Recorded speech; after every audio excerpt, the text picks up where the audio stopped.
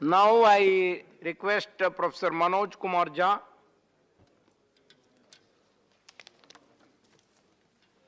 शुक्रिया vice chairman साहब, thank you so very much. मैं अपने दल राष्ट्रीय जनता दल की ओर से राष्ट्रपति जी के महामहिम के अभिभाषण के प्रस्ताव पर अपना पक्ष, दल का पक्ष रखने खड़ा हुआ। माननीय वाइस चेयरमैन साहब, शुरुआत यूं हुई कि गवर्नमेंट ऑफ इंडिया एक्ट 1919 के बाद हमारे यहाँ इस रवायत की शुरुआत हुई। उससे पहले हमारे यहाँ ये परंपरा नहीं थी। एक और ऐतिहासिक तथ्य जो मैं सदन के अपने साथियों के समक्ष रखना चाहूँगा कि 1950 में भी 31 जनवरी को ही अभिभाषण हुआ था। 31 जनवरी 1950, जब हमारे तब के महामहिम डॉक्टर राजेंद्र प्रसाद, जो बिहार से आते थे, देश के सर्वमान्य नेता थे, उन्होंने अभिभाषण दिया था। तो 72 वर्ष बाद ये एक संयोग है, लेकिन 72 वर्ष के अभिभाषणों के दायरे में अगर सर सोचे तो कई चिंता की लकीरें हैं, और चिंता की उन लकीरों को हमने अभिभाषण के पक्ष में, अभिभाषण के दौरान नहीं देखा। इसलिए मैं शुरुआत करूंगा कि बेवफा बावफा नहीं होता, बेवफा बावफा नहीं होता, वरना इतना बुरा नहीं होता। हमने तो सोचा था, बाद लुटने के ये पता चला कि रहजन रहनुमा नहीं होता। खैर, बहरहाल सर, मैं कुछ छोटी छोटी चीजें इस संदर्भ में रखना चाहूंगा।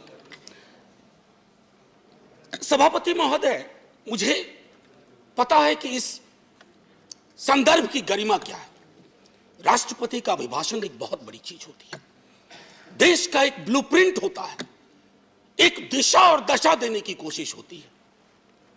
हम विपक्ष में हैं, लेकिन देश की दशा और दिशा से चिंतित अगर हम हैं तो अभिभाषण की पंक्तियों में भी वो चिंता की लकीरें दिखनी चाहिए थी। जब वो चिंता की लकीरें नहीं दिखती हैं तो एहसास होता है। कभी कभी मैं सोचता हूं माननीय सभापति महोदय कि महामहिम सोते जागते अपने सलाहकारों से बात करते, टेलीविजन देखते, सोशल मीडिया देखते, संवाद करते, क्या उनको नहीं लगता होगा कि देश के विजुअल्स बहुत अच्छे नहीं है? छात्रों पे आंसू गैस के गोले क्या मांग रहे थे? चांद नहीं मांग रहे थे, नौकरी मांग रहे थे। और वो 2 करोड़ वाला भी नहीं मांग रहे थे, कह रहे थे बाकी वाला बचा हुआ दे दो। आपने लाठियां बरसाई। तो मैं ये सोचता हूं कि महामहिम के अभिभाषण में अगर इस तरह की चिंता ना हो तो सर, भाषण ना कागज का पुलिंदा लगता है, और अच्छा नहीं लगता है उसे कागज का पुलिंदा कहना। दूसरी चीज माननीय सभापति महोदय, कोरोना पर मैंने विस्तार से इस सदन में चर्चा की है। कोरोना को लेकर के भी जो चिंता आनी चाहिए थी वो नहीं आई। अब आइए अर्थव्यवस्था के बारे में मैंने कहूं, बजट को उसके लिए मैंने तय किया हुआ है, लेकिन मेरा मानना है कि सन 50 से लेकर अब तक किसी की भी सरकार हो, मैं जानता हूं ये लिखा कहां जाता है, लेकिन जहां लिखा जाता है मैं आग्रह करूंगा कि अगर हम सोच सके, सत्ता पक्ष और विपक्ष, तो राष्ट्रपति के अभिभाषण को दलीय दायरों से ऊपर कर दीजिए। राष्ट्रपति का अभिभाषण, कल को आपकी सरकार ना हो, ये मैं अपील बाकी लोगों से भी करूंगा जो सरकार में आएंगे कल को, कल नहीं आएंगे परसों आएंगे, कभी तो आएंगे। मैं सिर्फ ये कहना चाहता हूं कि सर, अभिभाषण को एक नॉन पार्टीजन डॉक्यूमेंट बनाइए, नॉन पार्टीजन डॉक्यूमेंट। राष्ट्रपति देश के राष्ट्रपति हैं, उनके सरोकार में देश का सरोकार दिखना चाहिए माननीय सभापति महोदय। अब दिक्कत ये होती है ना माननीय सभापति महोदय कि अभिभाषण में सर्वेश्वर की एक लाइन थी सभापति महोदय, अगर तुम्हारे घर के एक कमरे में लाशें सड़ रही हो तो क्या तुम दूसरे कमरे में प्रार्थना कर सकते हो? अगर तुम्हारा जवाब हां है तो मुझे तुमसे कुछ नहीं कहना है। इसी यही रख करके बात मैं खत्म करता हूं इस संदर्भ की। सर, पैरा 4 माननीय राष्ट्रपति जी के अभिभाषण का है, जो कहता है remembering the past and learning from it. Sir, इतिहास की एक अपनी स्मृति होती है और स्मृतियों का एक इतिहास होता है, और विश्व इतिहास गवाह है सर, जिस किसी ने भी अतीत की स्मृतियों के साथ छेड़छाड़ करने की कोशिश की, उसको बदलने की कोशिश की, वो इतिहास के फुटनोट में चले गए। इतिहास नहीं बदला, वो इतिहास के फुटनोट में चले गए। नेताजी सुभाष बोस, अरे देश के नेताजी हैं, आपने उनको इंपीरियल कैनोपी में रखने का, अगर नेताजी कहीं से आ जाते हैं तो कहते कैनोपी में मत रख भाई, दिलों में रख, दिलों में रख।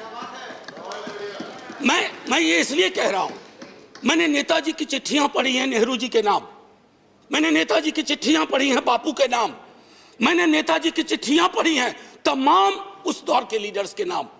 कहां कद था नेताजी का, नेहरू जी का, बापू का, पटेल का, और विवेचना कौन लोग कर रहे हैं? मैंने इसी सदन में कहा था कि बौनी समझ के लोग लंबा इतिहास नहीं लिख सकते, लंबी लंबी लंबी लकीर नहीं खींच सकते। एक बार चिंता करिएगा सर, मैं ये कह रहा हूं कि बापू के राम की संकल्पना करिए। अच्छा, इससे पहले एक हल्के में एक बात कहूं माननीय सभापति महोदय, मैं कभी कभी सोचता हूं 1952 में पहला चुनाव लड़ा हमने सर, 52 में हम पार्टीशन से निकल के आए थे, पीड़ा थी बहुत, लाखों लोग मारे गए उधर और लाखों लोग मारे गए इधर। लेकिन सर 52 का चुनाव हुआ था समावेशी विकास पर, रोजगार पे। 70 साल बाद हम चुनाव लड़ रहे हैं किस चीज पे? देख लीजिए। मुझे तो कभी कभी ताज्जुब होता है कि पाकिस्तान में चुनाव हमारे नाम पे नहीं होता है, लेकिन हमारे यहां चुनाव पाकिस्तान के नाम पे होता है। अब मैं तो कह रहा हूं कि जिन्ना कहीं भी होंगे सोच रहे होंगे कि जो जीते जी मैंने नहीं पाया, भाजपा वालों ने मुझे मरने के बाद दे दिया। ये मैं समझता हूं हम सब के लिए सर चिंता का विषय होना चाहिए। सर मैंने कहा था कि बापू के राम, जब इतिहास की बात करते हैं सर, ये किताब है प्रार्थना खंड, बापू की किताब है, बापू की प्रार्थनाओं का संकलन है। मैं आग्रह करूंगा सब पढ़ें। जब नोआखोले से लौट के आए बापू, बहुत पीड़ा थी, उन्होंने अपना प्रार्थना बदल दिया। वो प्रार्थना भजमन प्यारे सीताराम की जगह भजमन प्यारे राम रहीम, भजमन प्यारे कृष्ण करीम। आप क्या कर रहे हैं? कृष्ण और करीम के बीच में कटीली दीवार लगा रहे हैं, राम और रहीम के बीच में दीवार लगा रहे हैं। ये दीवारें आज हो सकता है ताली दिलवा रही हों, आप मिट जाएंगे, ये दीवारें भी मिटेंगी, वक्त वक्त की बात है। बस एक बार सोचेगा जरूर, क्योंकि बापू पे माल्यार्पण आप भी करते हैं और बहुत, बल्कि आप चश्मे पे कर दिया, आपने महदूद कर दिया। बापू का चश्मा लीजिए, बापू को चश्मे में मत रखिए, ये मेरा आग्रह होगा। एक चीज तो ये थी सर, माननीय सभापति महोदय, कोविड के संदर्भ में मैं बोलूंगा नहीं, मैंने पहले ही कहा, इश्तेहारबाजी हो रही है। जो सरकारें, मैं सिर्फ केंद्र को नहीं कह रहा हूं, जो सरकारें कोविड के वक्त में नदारद थी, सोशल मीडिया गवाह है, वो सरकार 4 पन्ने का इश्तेहार दे रही है। अब पहले नेता लोग काम करते थे तो लोग कहते थे अरे सोच दम ईमानदार है, काम दमदार है। अब लगता है दूसरे का भरोसा नहीं, खुद ही छपवा दो, सोच ईमानदार काम दमदार। अरे लोगों को बोलने दीजिए। अब देखिए सर, दूसरी चीज कोविड के संदर्भ में मैं आपको कहूंगा, जब आप कहते हैं ना कि फलाने की तुलना में यहां इतने कम मरे वगैरह, 18 से तुलना करते हैं, सर जिन परिवारों के चिराग गुम हुए ना, उनके लिए मौत आंकड़ा नहीं है सर। मेरी बेटी की एक साथ में लड़की पढ़ती थी, 2 बेटियां थी, माता पिता 1 हफ्ते के अंदर दुनिया से चले गए। उसको नंबर बताएंगे हम कि ये आंकड़ा है तुम्हारे बाबूजी का, ये आंकड़ा है तुम्हारी मां का। ये नहीं होना चाहिए सर, इतनी तो संवेदनशीलता होनी चाहिए, सरकार किसी की भी हो सकती। सर समानता और बंधुत्व के संदर्भ में बाबा साहब भीमराव अंबेडकर की चर्चा की गई है। सर मैं क्या कहूं, ये महादेव गोविंद रानाडे लेक्चर है। बस मैं कहना, बाबा साहब ने एक बात बार बार कही थी, वो कही थी कि भैया डेमोक्रेसी को सबसे बड़ा खतरा है हीरो वर्शिप, उससे बचा लेना। लेकिन हमने क्या किया है, पूरी की पूरी डेमोक्रेसी को हीरो वर्शिप में तब्दील की है। आप कहिएगा पहले भी हुआ था, अरे जब पहले हुआ तो अच्छा नहीं था, अगर आज हो रहा है तो बुरा है। क्या हो गया सर, आजकल देखिए शब्दावली बदल गई है। वाजपेयी जी की सरकार एनडीए गवर्नमेंट कही जाती थी, या आपकी भी सरकार शुरू में जब बनी थी तो एनडीए गवर्नमेंट या बीजेपी गवर्नमेंट, अब कहते हैं मोदी गवर्नमेंट, अब हो गई है केजरीवाल गवर्नमेंट। सर ये जो बीमारी है ना, पूरी सरकार व्यक्ति केंद्रित हो जाएगी ना सर, तो डेमोक्रेसी में दिक्कत क्या हो जाती है कि डेमोक्रेसी को सबसे बड़ा खतरा, डेमोक्रेसी को सबसे बड़ा खतरा कल्ट से होता है। If a leader becomes a cult, first the internal democracy is destroyed, then democracy everywhere is destroyed and everybody will suffer. आज भूपेंद्र जी ने किताब लिखी है राइज ऑफ बीजेपी। मैं समझता हूं बीजेपी कहीं अगर ऐसे हालात रहे, he has to write another book, fall of BJP. Sir, अब मैं ये कहना चाहता हूं, जब प्रजातंत्र का मूल है अपने साथियों के लिए आदर और सम्मान की भावना, प्रोफेसर जी सुनने में बहुत अच्छा लगता आपका टाइम। सर मैं बस एक आध 2 मिनट लूंगा, उससे ज्यादा नहीं। सर मैं ज्यादा वक्त नहीं लूंगा, इसलिए भी कि वक्त भी अच्छा नहीं चल रहा है। सर, माननीय महामहिम कहते हैं प्रजातंत्र का मूल है अपने साथियों के लिए आदर और सम्मान की भावना। मैं आग्रह करूंगा सबों से, सिर्फ आपसे नहीं, हमारी शब्दावली क्या हो गई है एक दूसरे के लिए। हम युद्ध की शब्दावली का इस्तेमाल करते हैं, हम चुनाव लड़ते हैं एक दूसरे के खिलाफ। किस तरह की शब्दावली का बिहार चुनाव में प्रयोग हुआ और किस तरह की शब्दावली का अभी चुनावों में प्रयोग हो रहा। अरे चुनाव कोई जीते, कोई देशद्रोही नहीं है इस देश में। हमारे आपकी संकल्पना में फर्क हो सकता है। ना मैं आपको देशद्रोही मानूंगा, ना आपको अधिकार देता हूं कि आप मुझे देशद्रोही कहें, क्योंकि तराजू पे तौलिएगा तो शायद चिंता आपको अपनी होगी, मेरी नहीं होगी। ये मैं कहना चाहता हूं। कहां से देशद्रोह का मामला आ गया? सर, अब मैं एक एक कह करके खत्म ही करूंगा। मैंने पहले भी कहा था और दोहरा रहा हूं। सर, ये जो पूरा का पूरा डिस्कोर्स है, विमर्श, सबको बैठ करके राजनीतिक विमर्श बदलना चाहिए, सब खत्म हो जाएगा। सर, अब आइए पारा 15, 1 मिनट और लूंगा, 1-1.5 मिनट। फूड सिक्योरिटी को लेकर के बड़ी बड़ी बातें होती है। सर, गोदाम से पेट तक की यात्रा सुनिश्चित नहीं करवा रहे हैं आप। अन्न का भंडारण आपको है, लेकिन हासिल क्या है? 116 मुल्कों में आप 101वें नंबर पे हैं। भूखमरी, पेट की लानत सबसे बड़ी लानत होती है। अगर मंदिर भी बनवा रहे हैं तो उसमें प्रसाद चढ़ाने के लिए पैसा चाहिए। अगर मजार पे जा रहे हैं चादर चढ़ाने के लिए पैसा चाहिए। लोगों के पास कुछ बचा नहीं है। ये चिंता नहीं होनी चाहिए।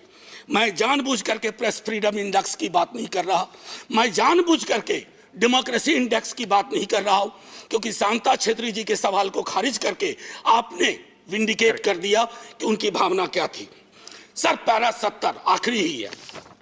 पैरा 70 में आते हैं एक भारत श्रेष्ठ भारत। सर, बिहार इसमें आता है या नहीं आता? या बिहार से 39 सांसद ले लिए, बिहार का काम खत्म?